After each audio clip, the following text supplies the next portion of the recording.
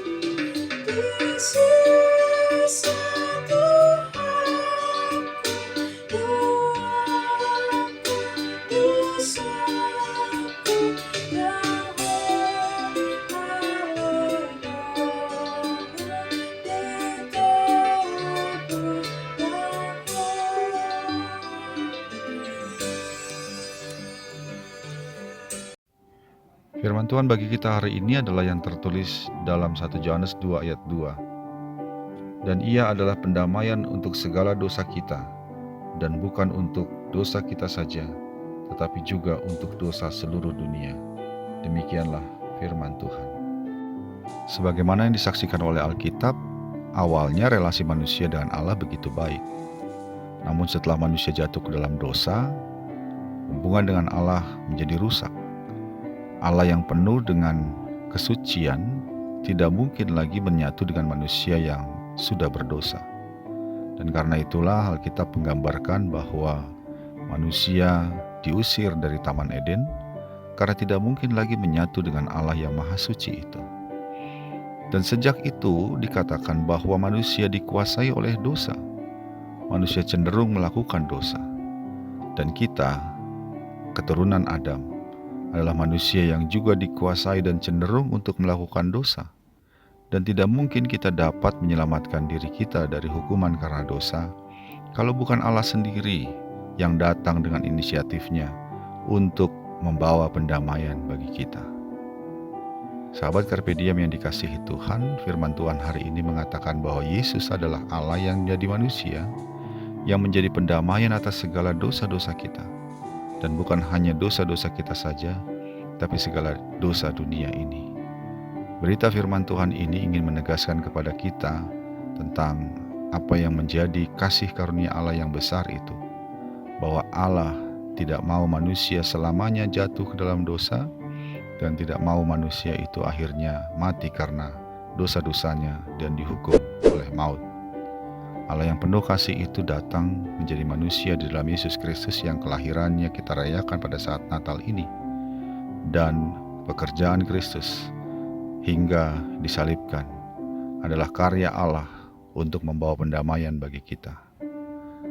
Karena itu saudara-saudaraku yang dikasihi Tuhan, apa yang menjadi berita Natal buat kita adalah bahwa Kristus adalah anugerah yang diberikan Allah dan melalui Allah untuk mendamaikan kita dengan Allah. Dan biarlah ini membawa sukacita kepada kita agar kita bersedia untuk hidup didamaikan dengan Allah, yaitu dengan cara meninggalkan segala dosa kita dan meninggalkan segala apa yang tidak berkenan kepada Allah. Dan kemudian kita hidup di dalam Kristus untuk dipimpin oleh Kristus, sehingga kita menjadi manusia-manusia yang diselamatkan oleh karena kasih karunia Allah itu, dan karena kita bersatu atau hidup di dalam Kristus saja.